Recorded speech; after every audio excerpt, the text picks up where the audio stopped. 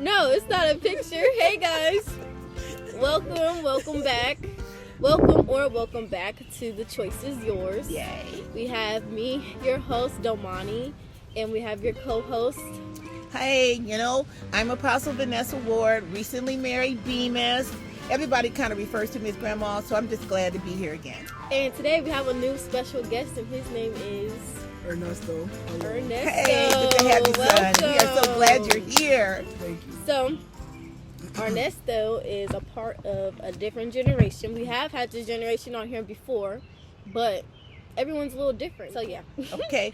And with that, baby, are you going to give us a breakdown to what the generations are? Yes. Okay, so good. I have the first generation we have. This is the oldest generation. We have the greatest gen, which is 1901 to 1927. So those are people born between that type. That's kind of old. It's older than you, Grandma. Mm-hmm. Yeah.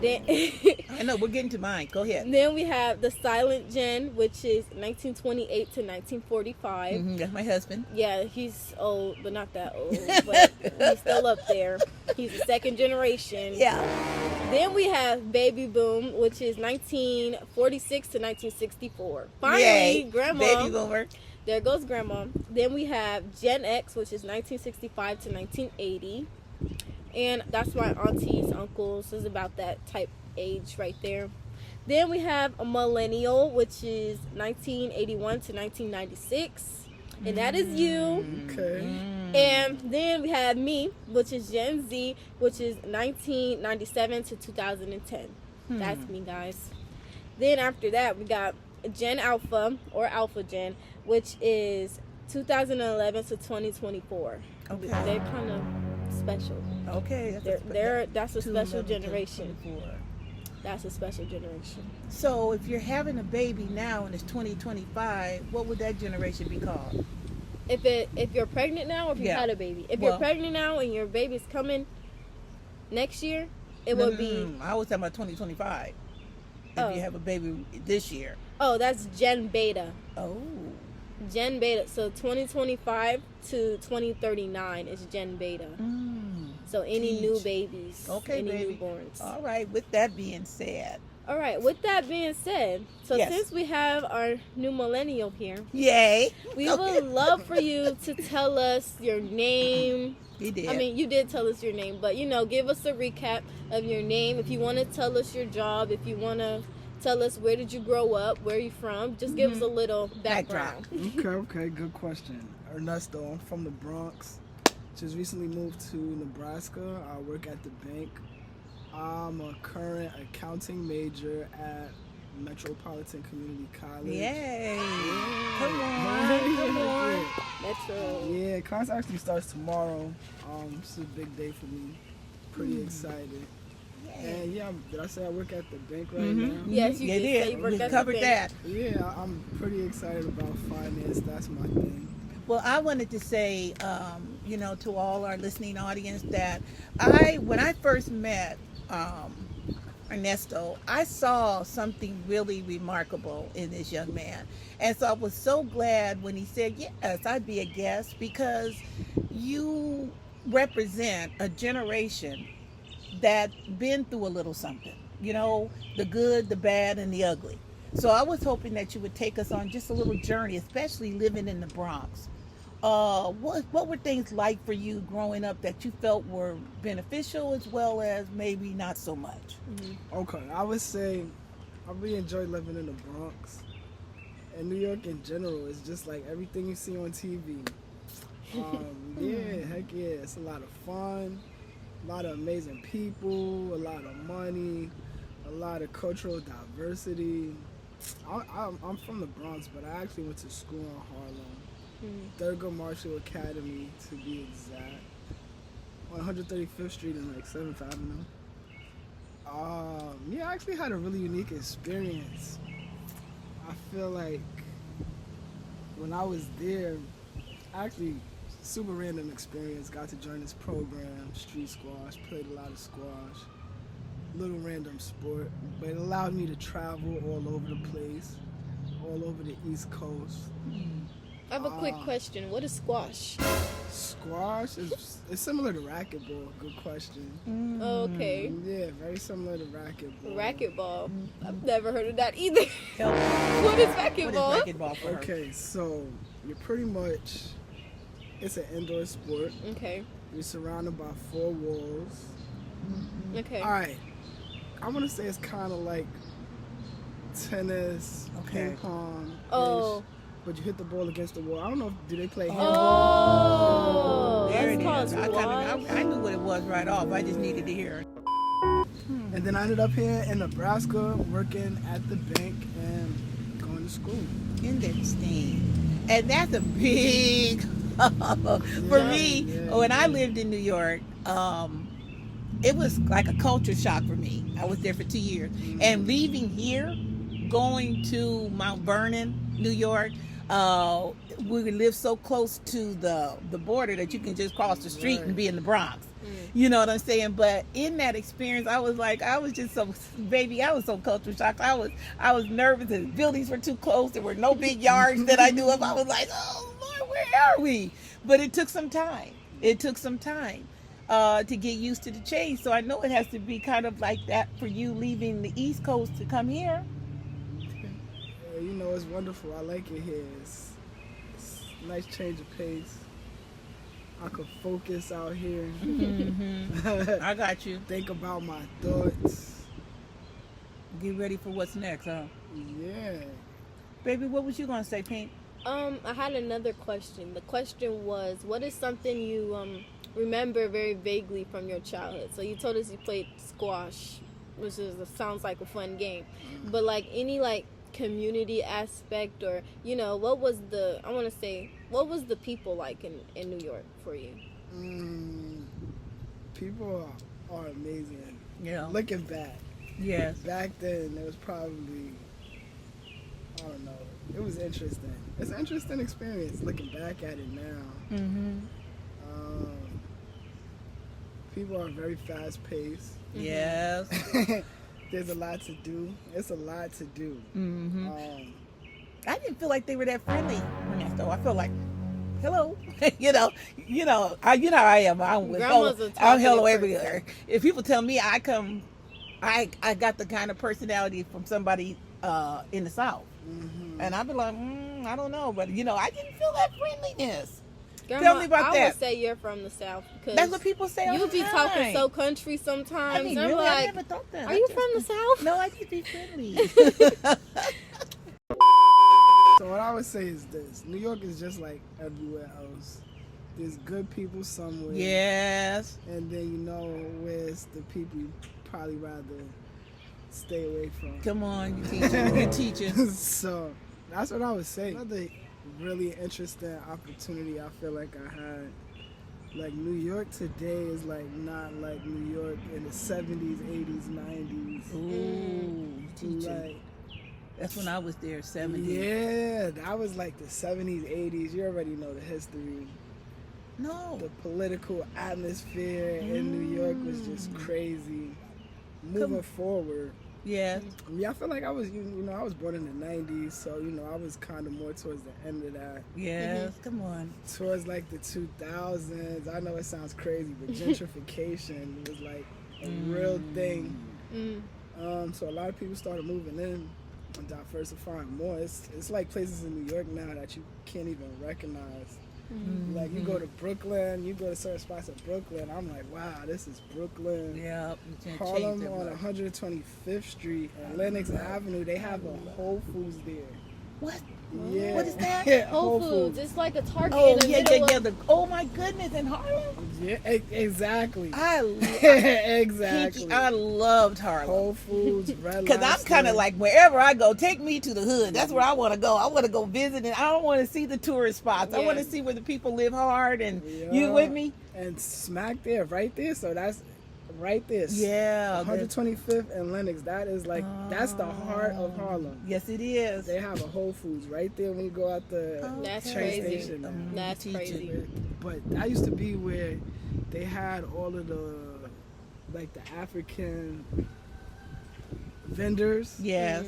And Okay. all the cultural vendors and Yes. things. Yeah, but then they came, knocked all of that out. How far is that from the Apollo? The Apollo is on 125th Street. That's what I thought. Right there when you get off the. Okay. It's been a little while, but you get off, it's like Lenox Avenue. Yes. Come over one more, and then it's the Apollo right there. You know anything about the Apollo, Pete? The only thing I know about New Man, York I is love the Apollo. I love the the only thing I know about New York is the music. I love the music in New York. Times Square. Times Square when they Oh have yeah, I the New know Year about thing. Times Square. Yeah. But my favorite, I've always wanted to go to Let me New York see because something. I've loved the music and the culture and the I'm people looking at there, something right and I've now. always Take your noticed that in like movies and like people that I've known that's from New York, they always had different cultures around them. So that's why I'm glad in my state where I'm at in Nebraska, we always have different cultures around us. We have this true. culture, this Yes. culture, this culture. So that way we're all Yes. a group, Yes. And one thing about Nebraska, I'm also glad that, Omaha, 24th Street is always a memory lane. Yes, it is. See, I haven't even been here long enough to know, that this is so old. But when me and Grandma go down 24th Street, she'll be like, oh yeah, that was here since I was a little girl. And I'm I like, can teach what? So I love that Omaha kept their I don't want to say black history, but kept their history, and nothing has torn it down. There's a lot of historic places in Omaha that can't still be there. touched. Yeah. That won't be touched. Okay, and I just wanted to say from the historical perspective of what you're sharing, there has been a lot of, like Ernesto said, a lot of gentrification. Yeah. A lot. And we can lose in that if we don't take time like we're doing now to share about our walk, our journey. Ernesto, just picking on you again, son. When you were coming up, what was some norms for you coming up as a young man? What were you know that you better do? Come on now, you better not do. Or, what I'm saying, could you share some of those with us? Norms, what I bet in terms of like my mom, I better go to school. Yes. I was supposed to, but Okay, it's not true. That's what my mom wanted me to do. For me, my dad said we had to do at least 2 years of college. He wouldn't settle for anything less. If we did go on, good. If we didn't, we had to have 2 years of college under our belt. Pink, what kind of norms you under? There's a lot. As for me, in this house we serve the Lord. Okay. Amen. Right. And I have a lot. So I could say that one just off the top of my head, but there's a lot of norms in our family that is just in Bottom our family. line. Bottom line. That's the way we roll. Yeah. Okay, Ernesto, let me ask you this. With those norms that were put on you, do you feel like they helped you to become the young man you are today? Or do you feel like there should have been things done a little different that would have emphasized that? Absolutely. Like school, my mom wanted me to go to school, definitely wanted me to get my degree. I'm still working on it. It hasn't happened yet, but I'm still working on it, Mom. Yes. Praise the Lord. Sports was a big thing for me. That was the norm. That really kept a lot of foundation. Okay. Yeah, heck yeah. Okay. After school, I played squash, like I said, like my whole high school career. So that, I'm hearing it. yeah, I like sports. I hear it. And let me say, now you correct me if I'm wrong, but if I was to piggyback off of that, what I hear you saying, that those things that you got in sports helped shape you. Yeah. And some of the things that tell me about that, well, in coaching or any kind of team sport or whatever, there's rules, right? There's expectations. There's rules, the same principles in sports can be applied to everyday life. Okay. You want to be the best you could be, every possession, every point. So how you might be wanting to take a little notes on this. Yeah. I'm listening. I know, but I'm talking about our notes we can refer to later. Owning the moment, being in charge of the moment,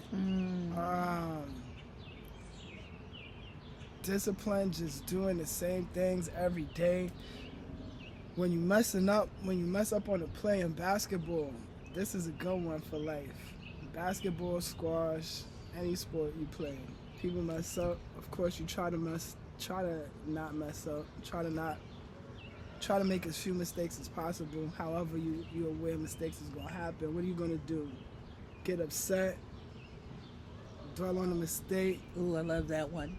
And that's how you end up losing play after play. You gotta own the mistake, live in the moment, Yes. learn in the moment, and keep moving forward. Figure out what works out. What grandma says is we either win or we learn. So Yeah, we it's don't not, lose. We don't lose. I love that one. I don't know where I picked that one up, but I love it. Okay, so Ernesto, with what you're sharing, do you know there's positions that people say is a growing field, and that's being a life coach? Did you hear that? Yeah.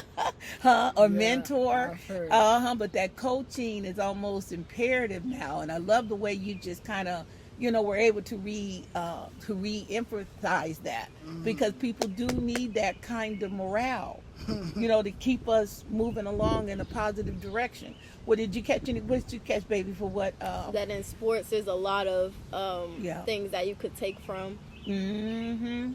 But I'm not really a sports girl. I know, but you can run real fast, Yeah, but and that takes discipline too.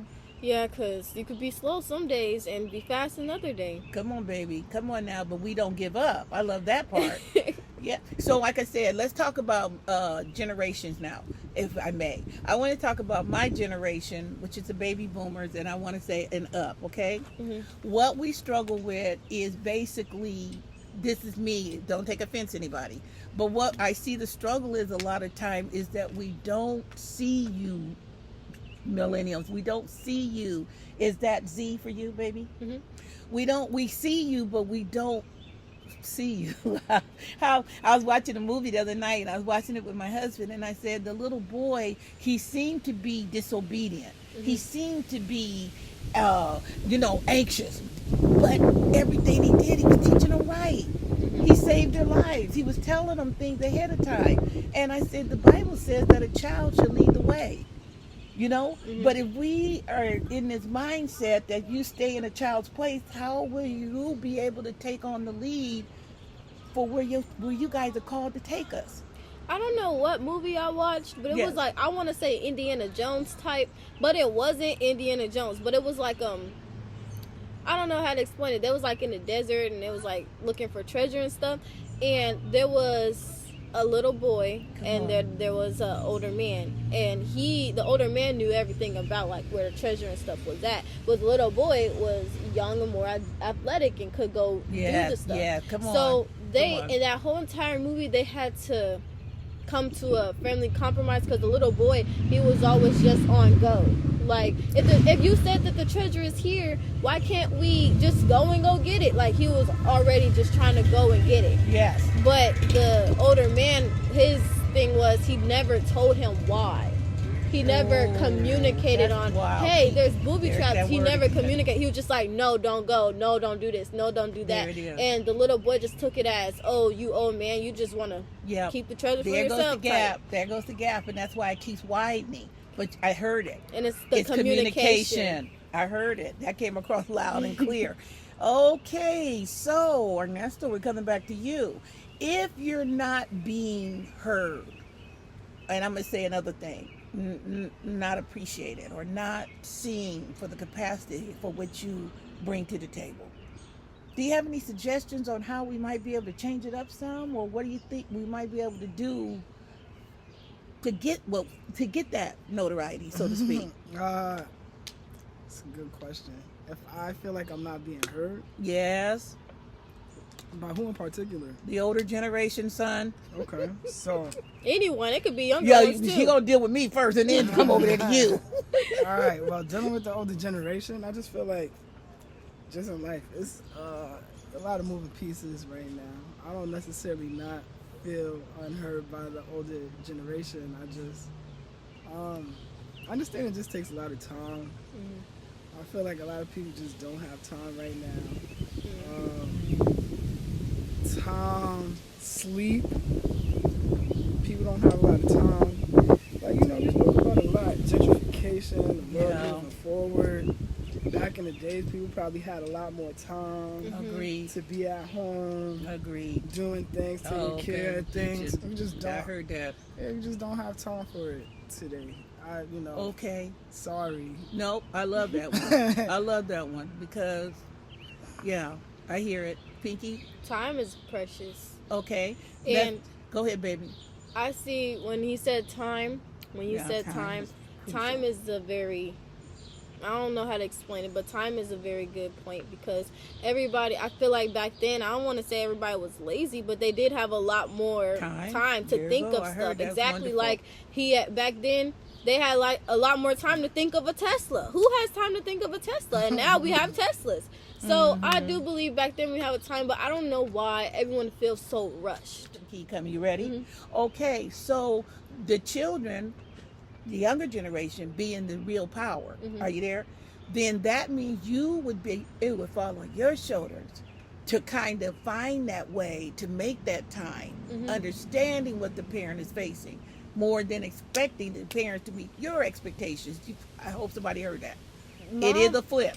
Mom did say something. My mom did say something about how the older people need to spend more time with the younger people. Okay. And the younger people need to spend more time with the older people because the younger people, when they spend time with the older people, it slows them down.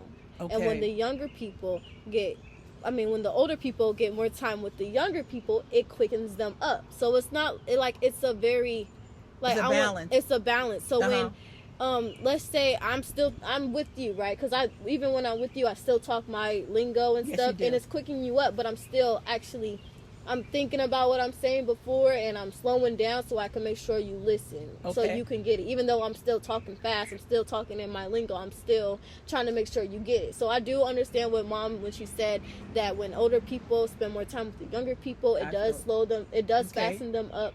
And when younger people spend time with the older people, it slows them down. And I feel like a lot of people in my generation need to slow down. Agreed. Need to slow down. I feel like my generation needs to create that kind of space for it to happen.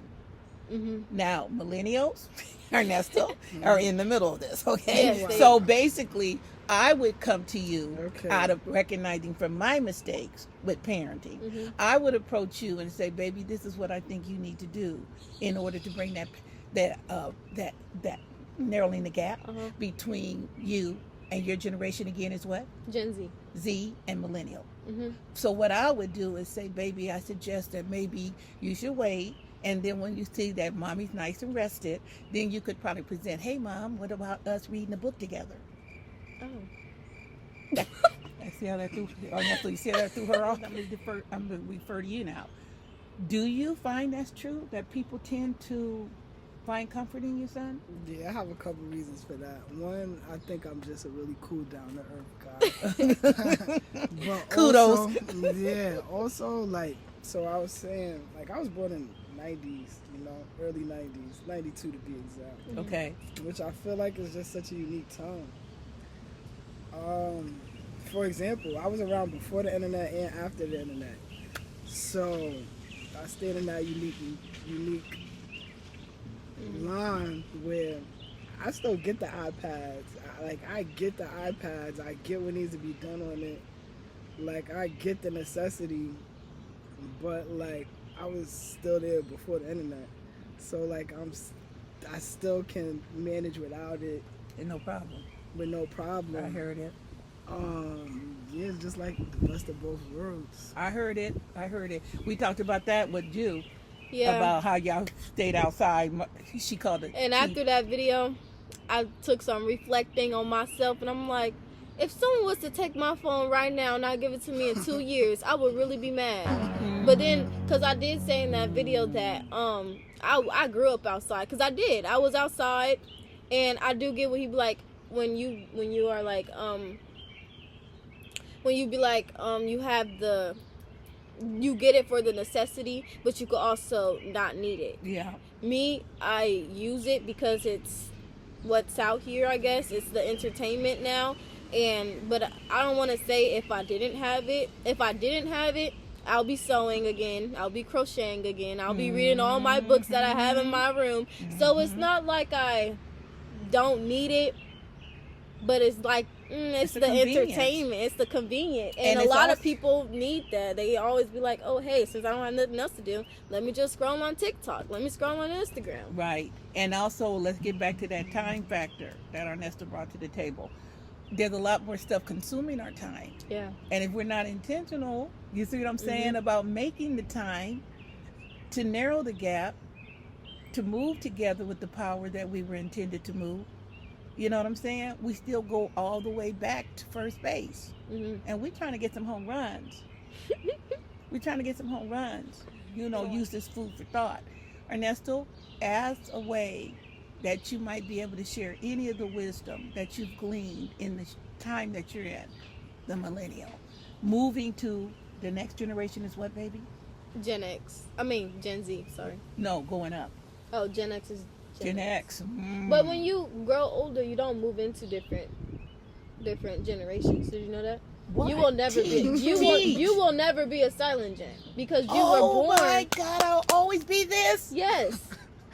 That's your medal. No matter how, that's my medal. No matter Yes. how old I get, I'll never be that. That's your medal. Isn't that you that were something? born in this you year. teased, little girl. Yeah, that was Okay. Yeah, Oh my goodness. yeah. Wow. That's like your medal. That's really powerful. So then that means we really got the power now. Yeah, you could always tell somebody, yeah, I was born in 19 type. You could always say that because that's when you were born. Loving That's this. your medal. That's your You said you will never be a silent. never. There's that and a lot of reasons because you're never silent, Grandma. No. And neither is my husband. And he's born in the It's silent gen. generation. You're teaching. So, Ernesto, as we get ready to, draw to a close, what words of wisdom or what words would you share with our listening audience as well as Pinky and myself that you believe is important, that we hold on to no matter what generation, no matter how long you're the same one?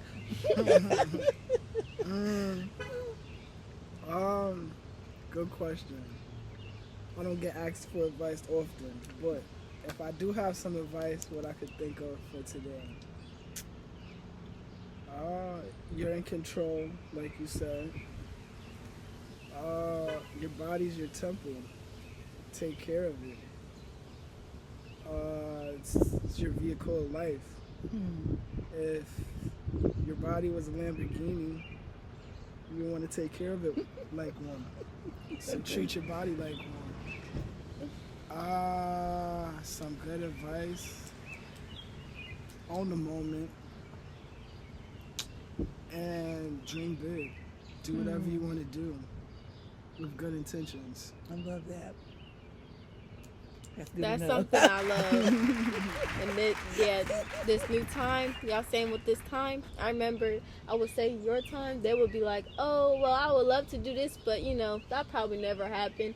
But now, this time and age, this millennials and Gen Z, they see something that they want and they're going for it. Either if it's from TikTok or anything, they're going for it. If they want to be a millionaire, instantly they're getting that money. They're doing it. They're not laying back and letting it do. And I'm saying, if y'all could do that, why can't we do that for the good and not for the other stuff? Come on, baby. So I love it. Okay. And I guess my closing remarks would be be patient with us elders.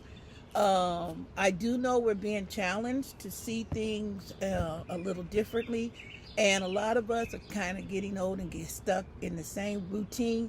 But I believe that your generations, those that are under me, and X, Z, Millennial, and Alpha something, I think you said. and Beta. I believe the future is in your hands. I believe the future is in your hands, and it's your job to glean from our wisdom, but use your power to get us all there. Okay? That's mine. What's yours, closing, Pinky? I said mine. Oh, that was yours. That was your word of wisdom? That was really good. That was Okay. Okay, now we're getting ready to pull in, Ernesto. Don't get scared. Okay. Get that arm around it. We want to make sure, there we go, that we close the gap. Okay? Remember, on 3. 1, 2, 3. The choice is yours. See you next time. Thank you.